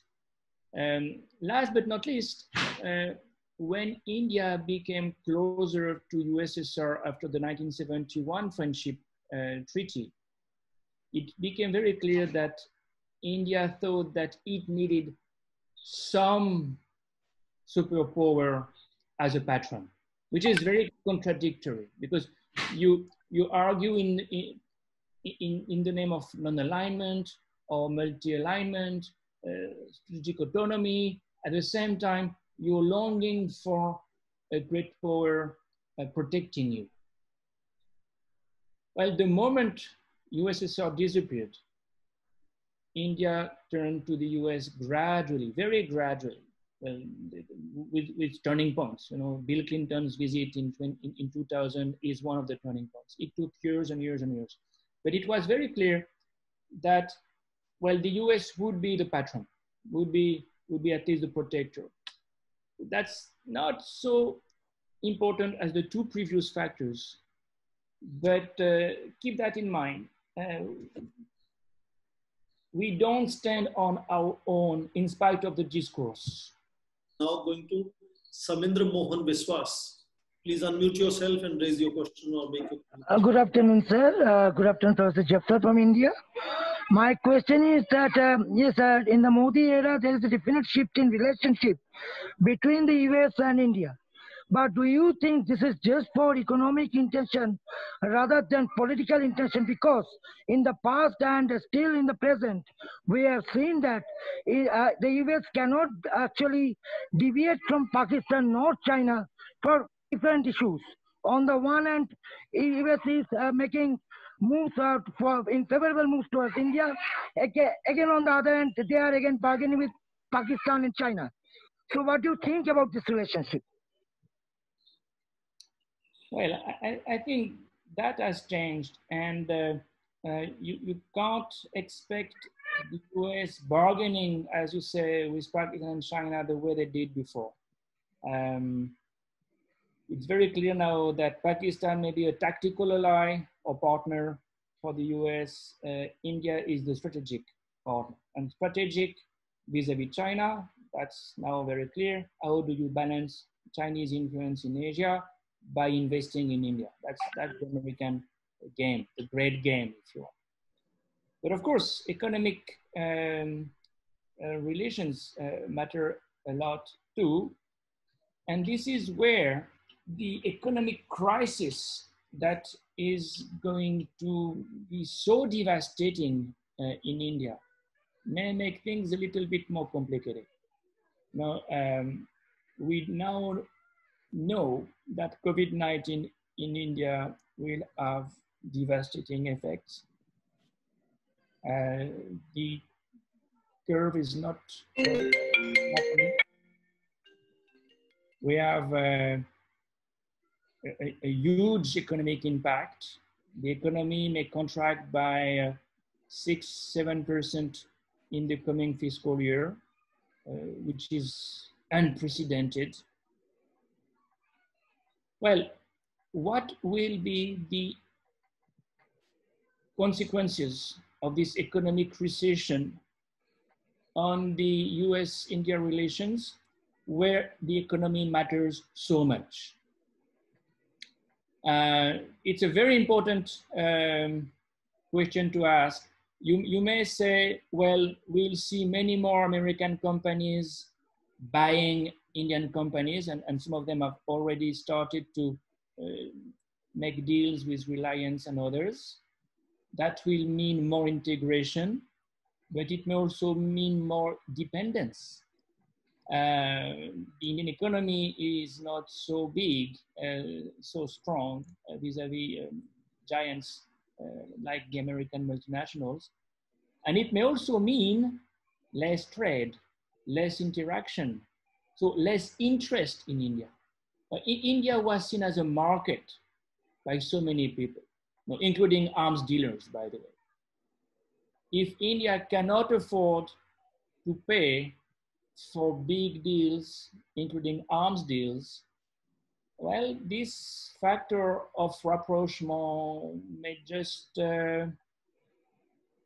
make the relationship less vibrant, to use a word Narendra Modi liked when he was Chief Minister of Gujarat. Vibrant Gujarat was a symbol of this businessman dominated kind of US-India relationship. So I would say it's political, it's geostrategic, but it's also economic, and the economic part may recede in the background. That will possibly affect the goodwill of the US. Incidentally, and that's my last word on that, visas to go to the US will become a big issue. And that will not help, because the diaspora wants to also grow. And it may not grow anymore if there is no H-1B visa. So I'm going now to Dr. Silky Kaur. Please unmute yourself and raise your question. Hello, sir. Thank you, sir, for your talk. And Sir, Vikas here. Wait. My question to you is that you published a book in 2006 about the revisiting nationalism theories and process. So how do you see the globalization and social multimedia networking has changed the contours and concept of nationalism that existed in 19th century and now that we are seeing in 21st century? Like how it is different from earlier? Well, it has helped, the new social media have helped long distance nationalism, the kind of ethnic nationalism that I was mentioning. Long distance nationalism is a phrase that was coined by Ben Anderson to say, well, you may be far away from your motherland, you still feel for her or for it or for he. According to fatherland, motherland, Pitrabhumi or Matrabhumi, whatever you say. But it's a kind of diasporization process. But the core ideology has not changed. And the same words Savarkar used in 1923 are used 100 years later. So the medium have allowed the ideology to spread in a larger perspective. But the sentiments, the xenophobia are the same.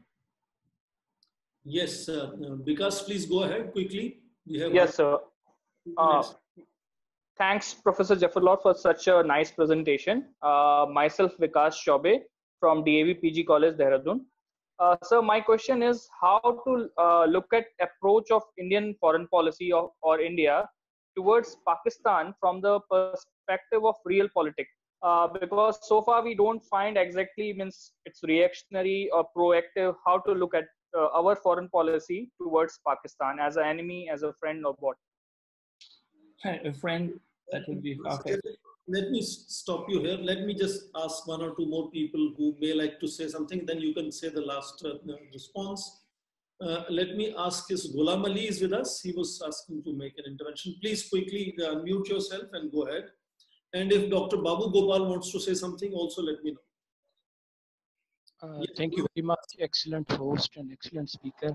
Professor, my question is, to what extent Prime Minister Imran Khan played a role in so-called isolation of India and the Muslim world? I mean, isolation not in exact way, but in making a difference between India and the Muslim world. Thank you. Dr. Babu Gopal, I apologize. Dr. Babu Gopal, if you want to say something very quickly, unmute yourself. Yes, indeed, it was a balanced presentation. Thank you very much. And my query is just this. what is your opinion, Professor, on the role of the West in mitigating the differences between the India and the Muslim world? Professor Jaffrelot, please go ahead and make your concluding remarks. Yes. Well, these are interrelated questions, at least the two first ones. The way India is dealing with Pakistan is clearly more aggressive, but of course for good reasons, because we saw also Pakistan persisting with some aggressive remote controlled attacks. So Pathankot, Uri, so many attacks have taken place that have been attributed to Pakistani groups. And whether this way to retaliate will be more productive, will result in better relations in the long term, remains to be seen. And the problem is that even if these attacks coming from the other side diminish, Jammu and Kashmir is now such a bone of contention that negotiations between both countries will be very difficult till this Kashmir issue is settled on the Indian side. The other thing I would like to say is that Narendra Modi's objective was to isolate Pakistan. And he said it very clearly and even committed himself to achieve this. Well, few years later, it's not very clear whether Pakistan has been that isolated. And you can argue that on the one hand, it has been led down by some of its partners. For instance, financially, I mean, the financing of terrorism being such an important issue. China has now somewhat changed its mind vis-a-vis Pakistan on that ground. So in that sense, you can say there is some isolation of Pakistan in some of the multilateral fora where financing of terrorism is addressed. But on the other hand, politically, well, Pakistan has retained the friends it used to have and somewhat has made new friends. So this assessment, or I mean, an assessment of the policy is probably needed. Imran Khan has tried hard to use the Kashmir issue internationally. And you can't say that that has resulted in any productive achievement. I mean, I would not attribute to him the fact that Erdogan speaks in favor of the Indian Kashmiris. I mean, the game is beyond Imran Khan. It's beyond Pakistan. It is for the leadership of the Muslim world. So Imran Khan was very agitated and traveled the world, but probably he was not responsible for the results in that respect. Role of the West, you know, that's where the world is changing. Once upon a time, you had Western diplomats mediating between countries. For instance, the EU played a role in the Iran deal when the question of nuclear proliferation was addressed. That's gone. It's also true of the US. Donald Trump was very slow in reacting to the Pulwama attack, for instance. and gave up the idea of mediating very quickly. So I think we have to realize that the kind of modus operandi we were used to, the West has engaged mediating, is no more. And it's no more for two reasons. One, the West is much weaker than it used to be, much weaker, economically, strategically, militarily. Big players, I mean, old players like UK are not what they used to be, for sure. And secondly, many new countries just don't want to listen to the West anymore. Why should they? So if you ask me, how can the West mediate between India and the Muslim countries regarding the condition of Indian Muslims? No, I would simply say India doesn't want the West to intervene, full stop. And what is true of India is true of so many other countries. So it's not only that the West is weaker, it's also that the assertion of new countries, as we used to say, young countries. India is 70, but still a young country, is also there. Sovereignty. And by the way, this is the only thing that makes the BRICS countries still meaningful. BRICS is gone, of course, as a coalition, except when Western interventions are at stake. Neither China, nor India, nor Brazil want the West to interfere with their business. Let's take care of our minorities the way we want. Let's take care of the Amazonian forest the way we want. State sovereignty is the only common point between all these countries. So that makes things even more difficult for the West. Thank you, Professor Jaffrelot. I will now use the privilege of me being among one of your friends to ask you to stay on 5 more minutes with us. And I want to specially invite Professor Srinivas Pathi, who's with us today. He is himself a well-known scholar on issues that we have been debating so far. So I really want to invite him to make his intervention. Sir, Professor Pathi. Okay, thank you, Professor. Am I audible? Yes, sir. Yeah, well, thank you so much. Only I say big thank you to the speaker and the participant and your presentation. We'll have better time because I know our speaker has less time with us. So I'm really happy to be among the friends. So in some future time, we'll have more discussion. Big thank you from my side. Thank you very much. Thank you, sir. Hopefully we'll invite you also one day to be our speaker. Sure. Very much. So thank you so much. Thank you, sir. Given the fact that there are still requests for questions, and I have deliberately withheld some of my very dear friends, again, I take liberty by denying them the space to intervene today. Some of them are persistent supporters of our programs.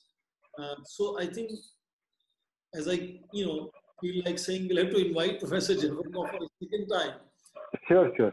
As and when he has time to come and be with us, because there are still people wanting to come in and either raise questions or ask or make comments. So I think we will at some stage, whenever we are able to get him again, we'll try to get Professor Christophe Jaffrelot back again to interact with us. I am tempted myself to say many things, but I will again, if I can control my dear friends, I'll control myself and just say thank you very much and hand over back to my dear colleague, Professor Reena Marwah, for formal vote of thanks. Professor Marwah. Thank you very much, Professor Christophe Jaffrelot, for this wonderful, absolutely brilliant exposition of the subject, bringing in so many diverse aspects and your knowledge, intensive knowledge and great experience of this region has been reflected in your responses to the several queries which have come in. And today we had a full house, we all touched 100, which is the maximum. And so you can really see that, how much you are in demand. And as you said, that India would probably have to fall in line 20 years from now and accept to be a part of China's BRI string of pearls and become one of the precious pearls itself. But that is, of course, based on so many assumptions that there is no kind of pushback to Chinese investment and engagement in the region, and a couple of other assumptions as well. So we really would like to have you on this platform in the future as well. And just like you mentioned that BRICS countries, do not have very much of congeniality or a real agenda to work with right now, but our next week's Wednesday speaker is going to be talking exactly about that, Africa's perception of India from Bandung to BRICS. Marwah, he's today with us right now. Oh, he is here, Professor David Monnier. Thank you for joining us today. And we are all eagerly looking forward to the India-China, competition that is happening in Africa. And of course, how we are also working together through BRICS, and of course, I mean, we have this interdependence, and each country needs the other one to really continue on its path to economic development. So with these words, I would like to thank Professor Jaffrelot. A big thank you to all our participants who have been with us, stayed with us, and asked very, very wonderful and provocative questions. And we look forward to your continued engagement, and also to abstracts for our Gandhi conference on peace, justice, and development very soon. So please send in your abstracts and encourage and nudge others to do so as well. Stay safe. Thank you very much. And do visit our new website, which is going to be launched very soon. And our new... I have to rush now. I'm really sorry. I say bye-bye. Okay, bye. Thank you. Thank you. Bye-bye. Thank you so much. Professor David Monnier is already with us. He was... Oh, wow. Wow. He's just switching on. Thank you. Right now. Thank so you. Joined us today, and we look forward to listening to you coming Wednesday. So Professor David Monnier is going to speak on how Africa has looked at India from Bandung to BRICS. It's a very interesting formation template. We are looking forward to that. So thank you, David, for coming in today, and we will definitely be benefiting from your exposition next Wednesday. And you will see that we have a good number of students and scholars and senior professors, people from other streams who are staying on with us. My apologies to several of you if you're still with us and I could not give you space to make your intervention. As I keep saying, if I don't give you space, that means I treat you as my very dear friend. And I take that liberty of disallowing you to step in because of shortage of time.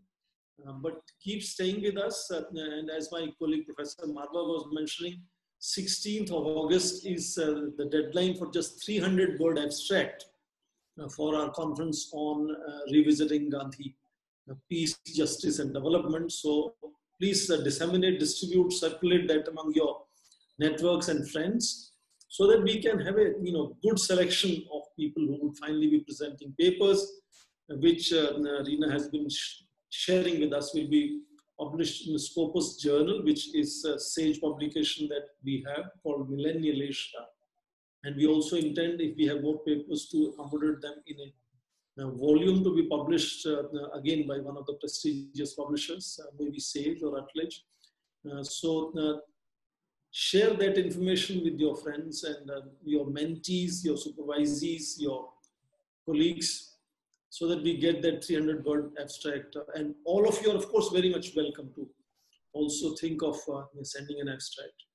And we want to make it a sort of really intense academic. As you see, that's our effort to keep these things deeply grounded in academic tradition that most of us share. And we don't want to make it any PR activity, in terms of a splash making. That's not our focus. So stay with us. See you next week, Wednesday, same time.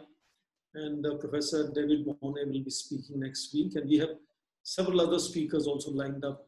Almost till mid-September is already packed. And so we have space beyond that if you wish to suggest any speakers that we should invite. Thank you very much. That's all from me. Thank you. Thank you all. Yeah. Thank you. Thank you, sir. Thank you so much, sir. Thank you. Bye-bye, sir.